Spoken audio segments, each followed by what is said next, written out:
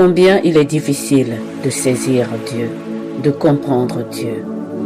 Dans notre cheminement, je vous propose 2 petites pistes. Humble. Commençons par ce mot « notre ».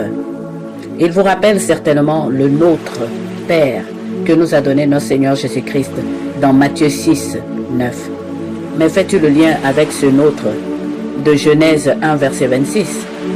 Dieu dit ceci: « Faisons l'homme à notre image, selon notre ressemblance. » Ce « nôtre » donc est symbole de la sanctification de Dieu. T'es-tu posé la question de savoir combien étaient-ils dans le jardin d'Éden? Réponse: ils étaient un. Et ce un, c'est la sanctification. Le Père et le Fils sont un, sanctifiés.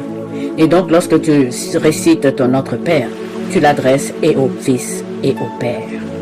Donc le nôtre est bien symbole de sanctification de Dieu.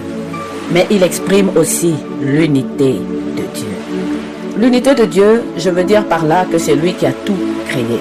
Tout est créé par lui, pour lui, en lui. Voyons voir le premier aspect de cette unité. Le Père et le Fils, ils sont tous les deux Dieu. Dieu fait lever son soleil pour les bons et les méchants, pour les justes et les injustes. Tu le sais, n'est-ce pas? Voyons voir ce deuxième aspect de l'unité de Dieu.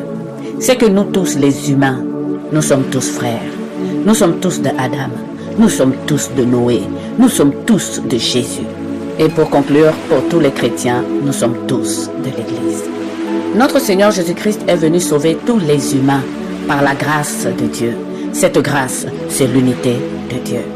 Le troisième et dernier aspect, c'est que même les démons savent qu'il n'y a qu'un seul Dieu et ils craignent. Notre est symbole d'unité. 1 du Père et du Fils, 2 de tous les humains et 3 de toute la création. Notre Père qui est aux cieux attend la révélation de tous ses fils.